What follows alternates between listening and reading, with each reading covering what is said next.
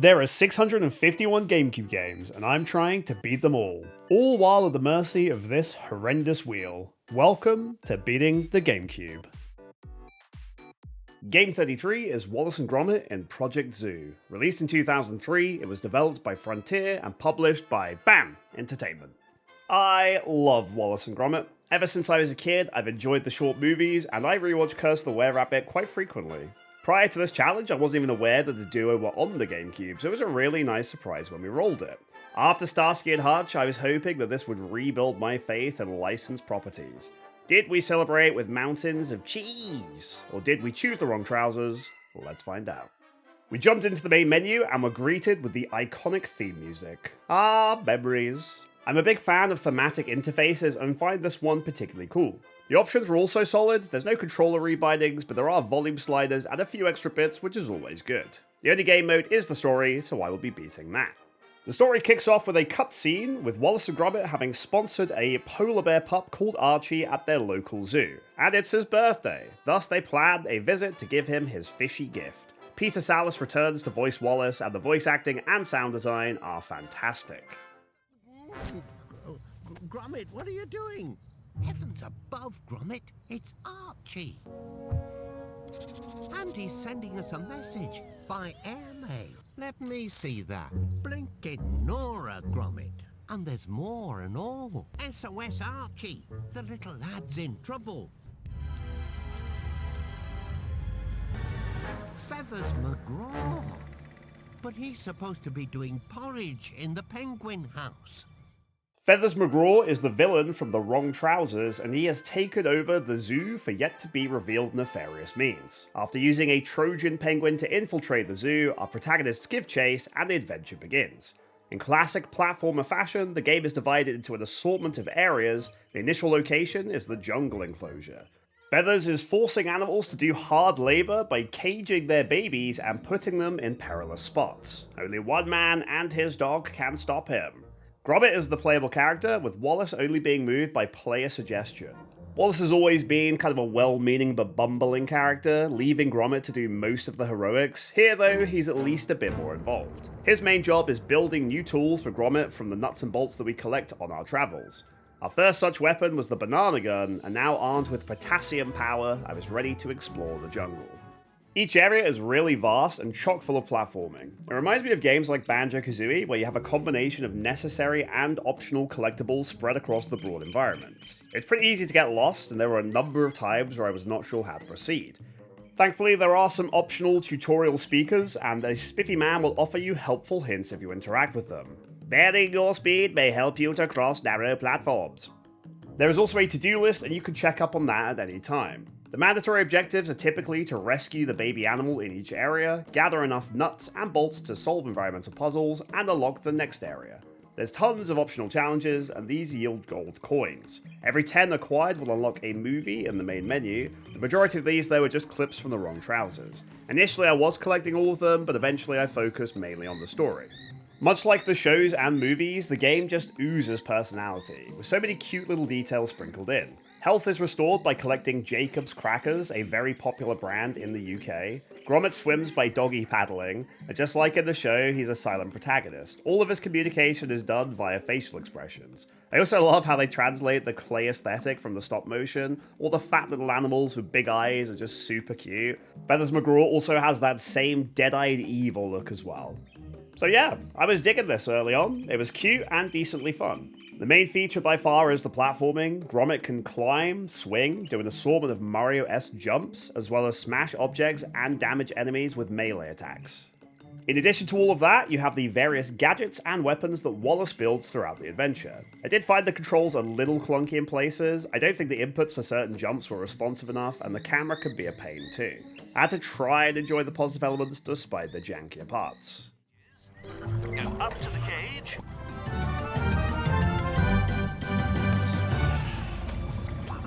Haha, nice going, Gromit.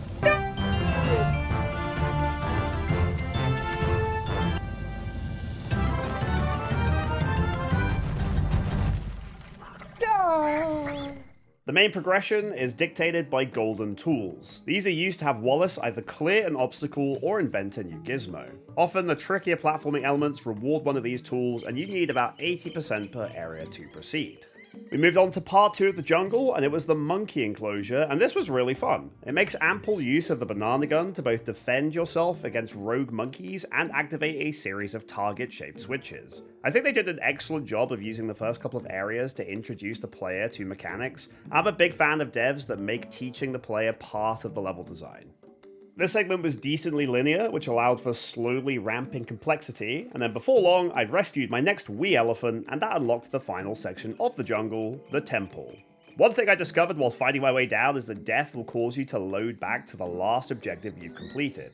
You also have modular health, Mario 64 style. This allows you to take several hits per life, and it can be restored by munching on cheese and crackers.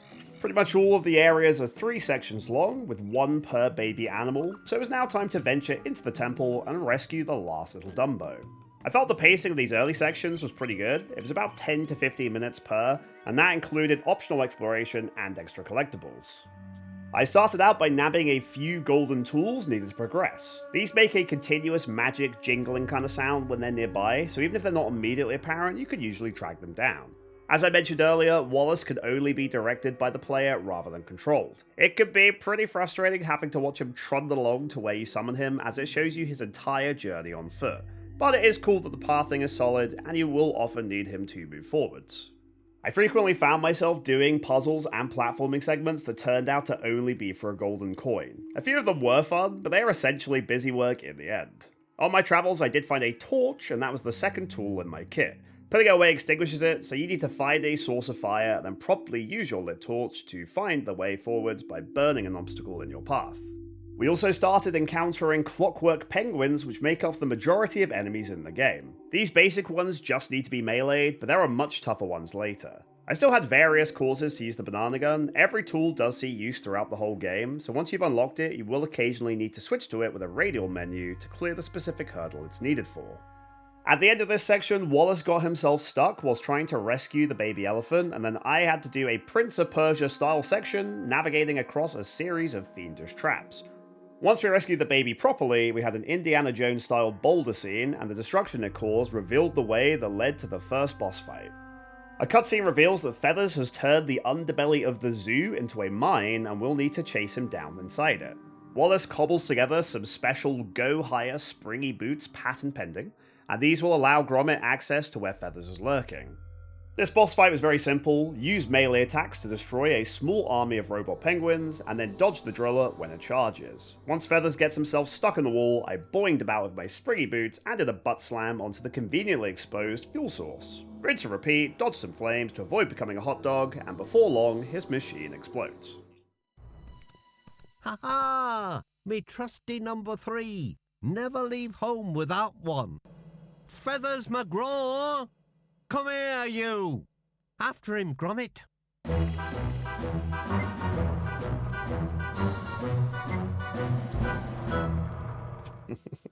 Countdown to D-Day? But D-Day was donkeys years ago. This way, if Feathers is down here, then poor little Archie can't be far away.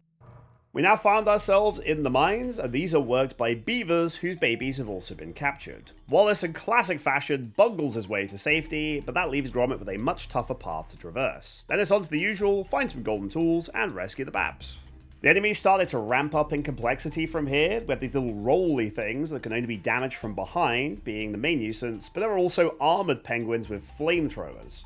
There are various spawn points that just throw enemies at you, and it can get pretty tricky to keep your health up sometimes. Still though, I enjoyed this section quite a bit. The power of teamwork was on full display. I would need to do an assortment of tasks while finding the golden tools and collecting nuts and bolts. I could then pass these over to Wallace, and he would activate assorted machines that would allow me to progress a little further. Progression had this back and forth swingy sort of feel to it, and I liked it. The actual platforming and hazards really ramped up. Don't be under any false illusions here, this is a seriously tough game. Similar to Monkey Ball, the cute aesthetic may have lured poor unsuspecting kids into picking this up, but I think your average child would find this very tough. Speaking of tough, one thing I discovered on my travels was a bonus level. These are entirely ignorable as they only provide a single golden coin, but they're a lot of fun. Easily the trickiest platforming segments in the game. I really wish they'd made these a separate mode though, rather than having them be part of the story.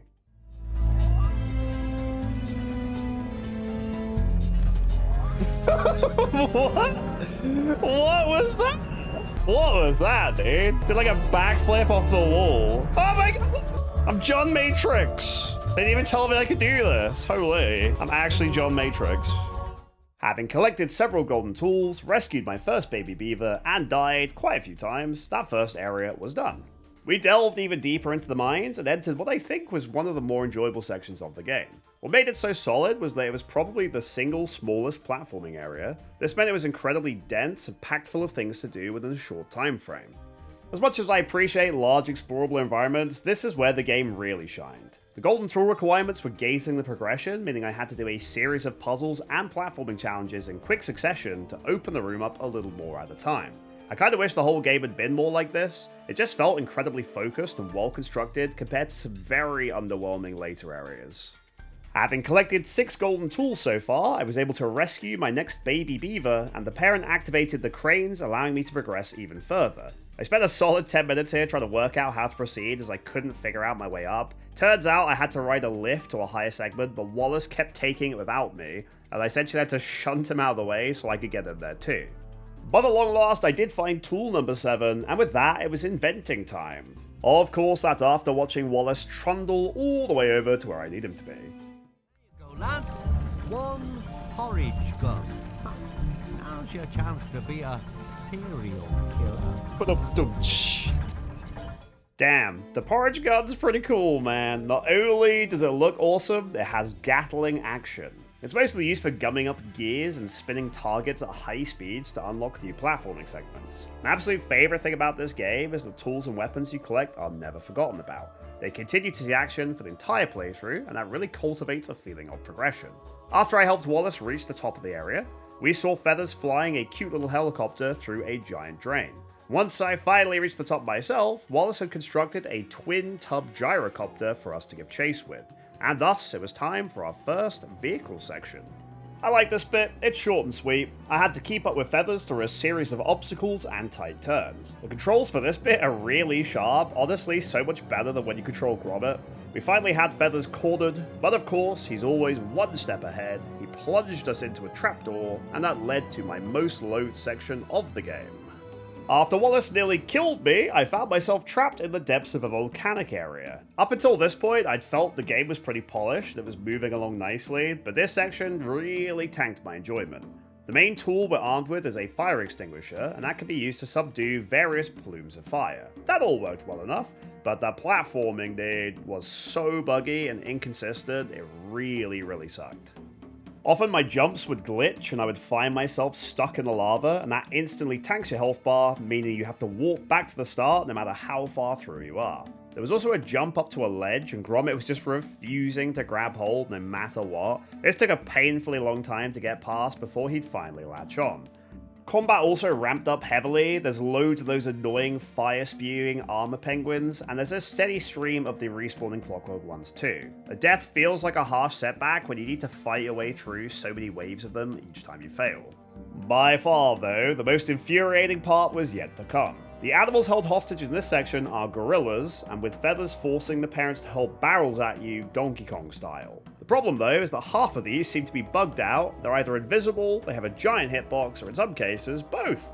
It's a shame because this bit of the game really hurts the overall experience. I was having a lot of fun until here, but this just was not great. Also, might I add, Wallace was not helping.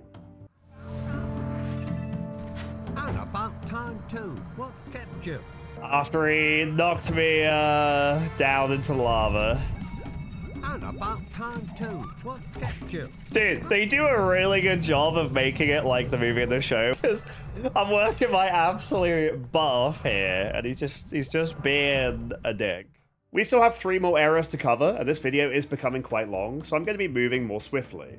The nature of these videos means we simply cannot show you every little minute detail about a game, but if you're interested, I do have a channel linked in the description that has the full VOD of every single game we beat. So, if you ever find yourself curious to learn more about any of the games I cover in this challenge, you can have a look through those to get a more detailed sense of how they play. Before I could put a bow on this section, it had one last painful segment to hold my progress. I needed one more golden tool, and to reach it, I needed to do a time-gated platforming segment through the fire and flames up to a weird rickety wooden ledge. Grabbing onto it instantly made it collapse, leaving us pretty stumped on how to proceed. I tried the obvious thing first, gumming up the gears with a porridge gun, because every other gear I'd seen in the game, that did the trick, but nope, not the answer. After a huge number of attempts and frustrations, it turns out I needed to do a Mario-style backflip input that I was never taught how to use. It also has very finicky timing and is usually replaced by a roll along the floor. So yeah, I was really ticked off with this section by now. The next bit was cool at least. I needed to cross the lava by shooting some targets that have these crisscrossed wires which will produce platforms. You shoot them with good timing in the correct order, which allows you to cross. Thankfully, the rest of the section was far less frustrating. There's no major bugs and just a few simple objectives which culminate in rescuing the final baby gorilla. With that, it was on to our next boss fight. After all of that, we found ourselves right back where we started, where Feathers had used the trapdoor. He was now piloting a giant mech sort of deal, and this was a really fun boss fight, but very challenging. I was piloting the gyrocopter again, but now we were in a sort of strafing style. Feathers attacks by pelting you with a barrage of missiles and fire plumes. The missiles can be avoided with some quick maneuvering, and the fire comes out in a fixed sequence. It took me a number of goes to master the timing, as the copter can only survive a couple of hits before crashing. I had to gum up the hatches with porridge between the fire plumes, and continue to dodge the missiles and shut down the turrets. Eventually I did suss out the rhythm and locked it down, but this was a really intense and engaging fight. Oddly enough, there's no cutscene which shows how we landed in the next area, but it's a factory that's being worked on by pandas. Feather's next victim that I would have to rescue. After the extreme difficulty spike and abundance of bugs that made up the volcano, this segment is far more tame. There were two main components to progression. The first was operating an assortment of machinery to both traverse the area and collect the golden tools. There were lifts, cranes, and cogs in abundance, so lots of platforming and lots of using the porridge gun. The other main thing was stealth. There was a number of guards on patrol, and I did my best Solid Snake impression by using a box to work my way through a maze and hit some switches. A nice detail is that the Meterbix box that I was in is from the wrong trousers. After making my way through the area, I rescued my first baby panda by gumming up a grinder with a box, and that let me get him down safely. They're so cute! Wallace also redeemed himself by inventing our most powerful weapon yet, a high-velocity turnip launcher. This baby not only looks like the bazooka from Crash Bandicoot, but it can one-shot nearly every enemy in the game and destroy environmental hazards and obstacles. This was just what I needed to restore my faith in the game. At this point, we've covered all aspects of gameplay, and this area was utilizing what I'd learned across a series of platforming and puzzle elements. I have pretty mixed feelings about this game. There's a lot to like, and I definitely enjoyed large parts of it, but it has lots of bugs and tedium too. It is seriously difficult in places, but often that's due to poor design choices rather than being a fun, genuine challenge. One of my Twitch chatters found a GameSpot review that I think sums things up nicely. But for the most part, Project Zoo relies heavily on platform jumping, which is the game's biggest fault. Platform jumping on its own is rarely terribly enjoyable, and Project Zoo turns into a frustrating chore with a poor camera and controls that are just a touch less responsive than they should be. Bad level design hinders your progress from time to time, as it's often unclear just where you're supposed to be going. True. After we finally caught up to Feathers again, he avoided capture again, and this time he fled into the polar bear enclosure, which I have to assume is populated by Archie's family. I would say that this is a contender for my favourite area of them all. I've always been a sucker for the ice aesthetic, and the music here is particularly good. It's also almost entirely one giant open area as opposed to segmented, so it reminds me even more of something like Banjo-Kazooie. As expected, the entire thing does have ice physics, which makes the platforming even more tricky than usual, so it did a good job of keeping me on my toes. Progress is focused around activating steam valves, and each one causes new mechanisms to move, slowly opening up the area. The most difficult bit by far though was inside a cave. This took the platforming to a whole new level. There were tons of these finicky little jumps across various moving segments and a number of switches and targets to activate to continue progression. I managed to rescue my first chubby little polar bear in here too, and I kinda want one of these as a plushie. I think my only gripe about this area is there is some serious time gating. I had to wait for this polar bear on a bike to move ice blocks next to various platforms so I could reach the nuts and bolts on top of them. There are also some weird little orange boys that walk across walls. Riding those could also be tedious as they move on very slow cycles. Still, I really do like how the steam valves steadily expand the accessible parts of the map. It would have been really cool to see this concept utilized more in other areas. Wallace, being Wallace, mostly stood around and bumbled his way along whilst I was working my tail off to keep him safe. Near the end of this area, you unlock access to the mountainside where the last steam valve is, and this was definitely the most fun part as it has the most vertical platforming segment of the whole game. There was also occasionally these 2D side segments, and they remind me a little bit of Sonic Adventure. After a really annoying and underwhelming middle section of the game, I really needed this way more enjoyable part to give me the energy I needed to continue and beat this one. Once I'd activated all of the steam valves, helped Wallace find his way down, and had rescued all 3 of the polar bear cubs, Wallace took a Tunnel of Love boat and heavily modified it. Yes. I'll go overboard with the outboard, put a turbocharger on the back, and a turnip launcher on the front.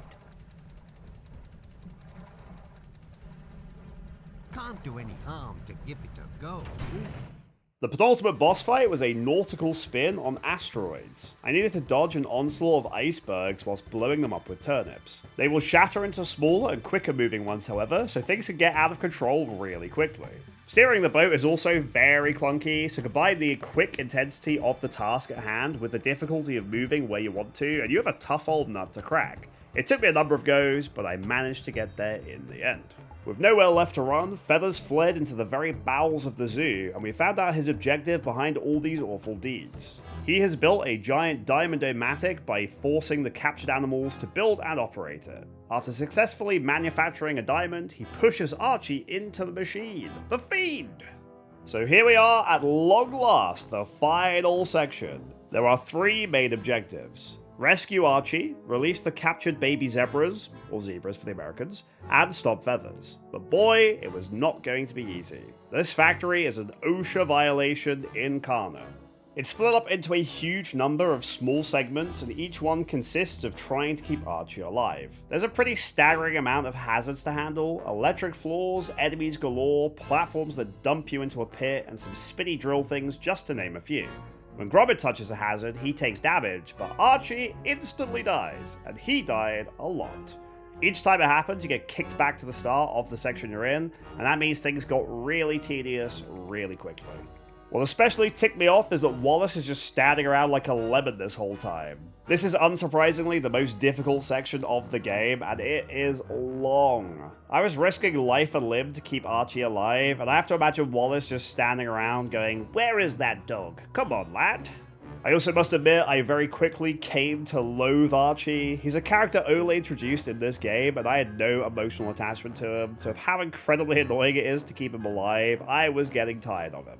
This area is essentially 4 giant machines to work your way through, and they are split apart by brief windows of respite where you rescue one of the baby zebras. We still have a long way to go, and I think this calls for a montage.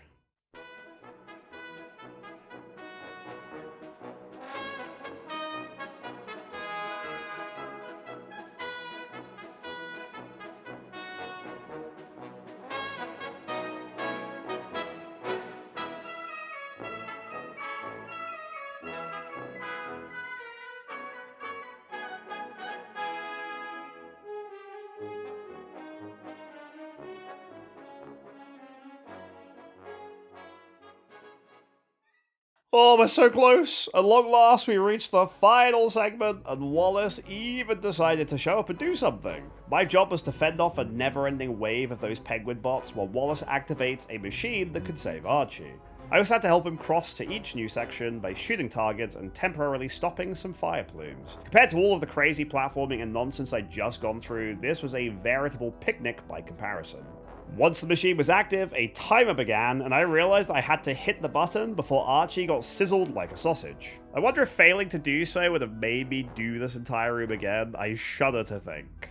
Oh, but holy dude, after a solid hour of chasing this pudgy little pup, I was finally able to rescue him. I could cry.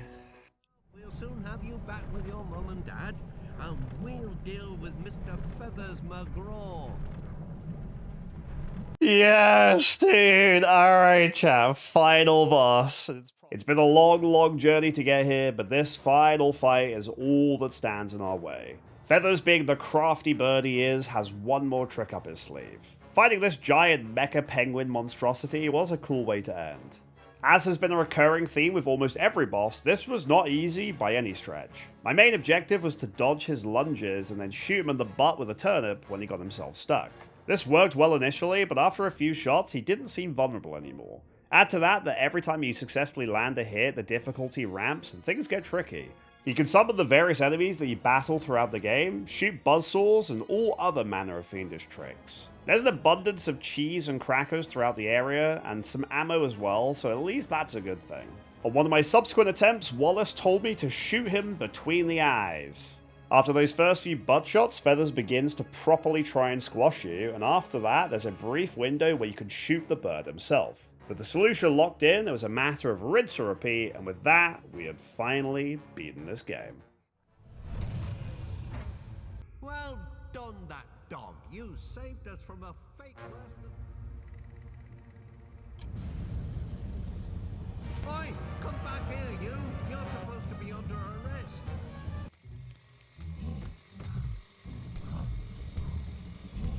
No! Hurrah! Yippee! Bang to rights, back behind bars, caged like an animal. Feathers won't be troubling us again in a hurry. Oh no!